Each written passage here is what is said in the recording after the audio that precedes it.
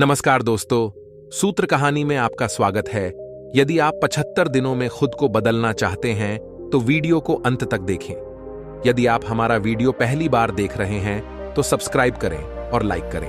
एक छोटे से गांव के बाहरी इलाके में आरव नाम का एक लड़का लक्ष्यहीन होकर भटकता रहता था। सिर्फ 18 साल की उम्र में वह जीवन से अभिभूत महसूस करता था। उसका मन संदेह, भ्रम और उद्देश्यहीनता की गहरी भावना से बोझिल था।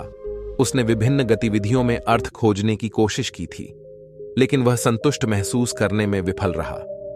एक दिन उसने एक महात्मा के बारे में सुना, एक बुद्धिमान व्यक्ति जो पहाड़ों में रहता था, जो खोए हुए लोगों का मार्गदर्शन करने के लिए जाना जाता था।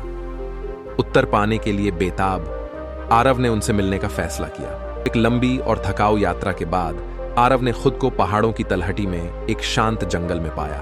वहां एक बड़े पेड़ की छाया में महात्मा बैठे थे। उनका चेहरा शांत और स्वागत करने वाला था। आरव घबराए हुए उनके पास गया और झुक गया। महात्मा, आरव ने कहा, मैं खो गया हूं। मुझे नहीं पता कि मैं कौन हूं या मुझे अपने जीवन में क्या करना है। क्या आप मेरी मदद कर सकते हैं? महात्मा ने धीरे से मुस्कुराते हुए आरव को अपने पास बैठने का इशारा किया। आत्मखोज का मार्ग समय लेता है मेरे बेटे, यह आसान नहीं होगा, लेकिन अगर तुम तैयार हो तो मैं अगले 75 दिनों तक तुम्हारा मार्गदर्शन कर सकता हूं। इस यात्रा के अंत तक तुम खुद को बेहतर जान जाओगे। पहले दिन महात्मा ने आरव को सूर्योदय से सूर्यास्त तक मौन रहने को कहा। महात्मा ने समझाया, मौन में हम अपने सच्चे विचार सुनने लगते हैं। आरव को शुरू में यह काम मुश्किल लगा। उसके दिमाग में चिंताएं और ध्यान भटकने लगे, लेकिन जैसे जैसे घंटे बीतते गए उसने अपने आसपास के माहौल पर ध्यान देना शुरू किया। पत्तों की सरसराहट, पक्षियों की चहचहाहट, अपनी सांसों की लय। महीनों में पहली बार आरव को शांति का एहसास हुआ। मौन और ध्यान का अभ्यास करने के एक सप्ताह बाद महात्मा ने आरव को उसकी पहली वास्तविक परीक्षा दी। उन्होंने उसे दूर की नदी से पानी लाने के लिए कहा, लेकिन वह केवल एक छोटे से गिलास का ही उपयोग कर सकता था। थकाऊ कार्य से निराश आरव ने महात्मा से शिकायत की, इसमें बहुत समय लगेगा, मैं एक बड़ा बर्तन क्यों नहीं इस्तेमाल कर सकता? महात्मा मुस्कुराए, धैर्य परिवर्तन की नींव है। यात्रा लंबी हो सकती है, लेकिन हर छोटा कदम आपको अपने लक्ष्य के करीब लाता है। आरव हालांकि अभी भी निराश था, उसने कार्य जारी रखा। जैसे जैसे वह ऐसा करता गया उसे सबक समझ में आने लगा। नदी तक की हर यात्रा आसान होती गई और समय के साथ उसे कार्य की सरलता में खुशी मिलने लगी। 21वें दिन महात्मा ने आरव से अपने डर पर विचार करने को कहा। महात्मा ने कहा, हम सभी अपने भीतर डर रखते हैं। कुछ डर इतने गहरे होते हैं कि हमें पता ही नहीं चलता कि वे मौजूद हैं। आज मैं चाहता हूं कि तुम अपने डर के साथ बैठो और उसका सामना करो। आरव ने नदी के किनारे एक शांत जगह ढूंढी और ध्यान लगाना शुरू किया। पहले तो उसके विचार शांत थे, लेकिन जल्द ही पिछली असफलताओं, असुरक्षाओं और चिंताओं की यादें उसके दिमाग में भर गईं। यह एक आंतरिक तूफान की तरह लगा और आरव भाग जाना चाहता था, लेकिन उसे महात्मा के शब्द याद आ गए और वह बैठा रहा।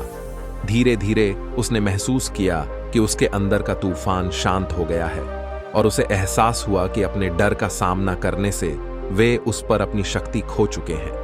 जैसे जैसे दिन बीतते गए आरव को अपने अंदर बदलाव नजर आने लगे। वह ज्यादा शांत, अपने आसपास के माहौल के प्रति ज्यादा जागरूक और दूसरों के प्रति ज्यादा दयालु महसूस करने लगा। एक दिन गांव से गुजरते हुए आरव ने एक बूढ़ी औरत को भारी बोझ उठाने के लिए संघर्ष करते देखा।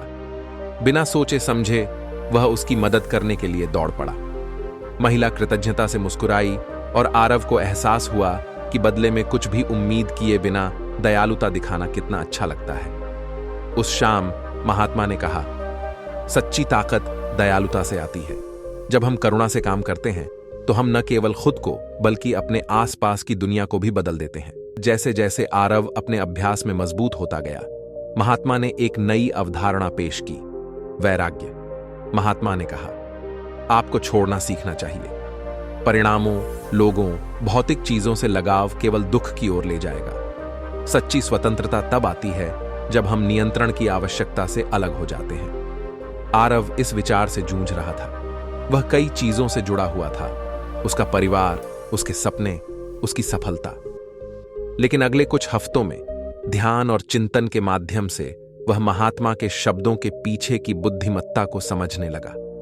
उसने महसूस किया कि अपने आसक्तियों को छोड़कर वह अधिक स्वतंत्र रूप से और कम डर के साथ रह सकता है। 60वें दिन महात्मा ने आरव से क्षमा के बारे में बात की। क्रोध को अपने पास रखना जहर पीने और दूसरे व्यक्ति को कष्ट सहने की उम्मीद करने जैसा है। क्षमा आपको आक्रोश की जंजीरों से मुक्त करती है। आरव को ठीक से पता था कि महात्मा किस बारे में बात कर रहे थे।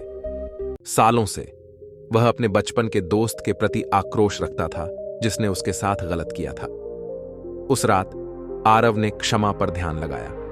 यह मुश्किल था, लेकिन जब उसने इतने लंबे समय से अपने अंदर समाये क्रोध को छोड़ने की कल्पना की तो उसे हल्का महसूस हुआ। उसने महसूस किया कि क्षमा दूसरे व्यक्ति के लिए नहीं बल्कि खुद के लिए थी। अपनी 75 दिन की यात्रा के अंतिम दिन आरव महात्मा के पास वापस लौटा। उसे अलग महसूस हुआ, हल्का, मजबूत और अधिक शांत। वह लड़का जो भ्रमित और खोया हुआ आया था अब उद्देश्य और समझ से भर गया था। महात्मा, आरव ने कहा, आपने मेरा जीवन बदल दिया है।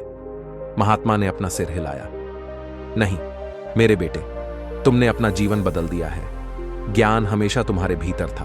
मैंने तुम्हें इसे देखने के लिए केवल मार्गदर्शन किया। इसके साथ ही आरव ने कृतज्ञता से भरकर महात्मा को गहराई से प्रणाम किया। वह जानता था कि आत्म परिवर्तन की उसकी यात्रा अभी शुरू ही हुई थी, लेकिन अब उसके पास इसे अपने दम पर जारी रखने के लिए उपकरण और ज्ञान था।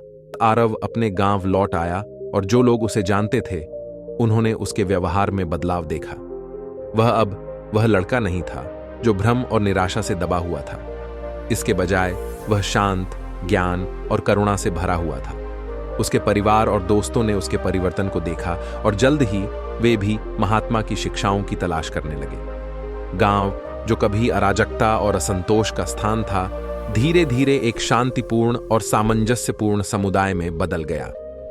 आरव की यात्रा ने दूसरों को आत्म खोज और परिवर्तन के अपने रास्ते पर चलने के लिए प्रेरित किया।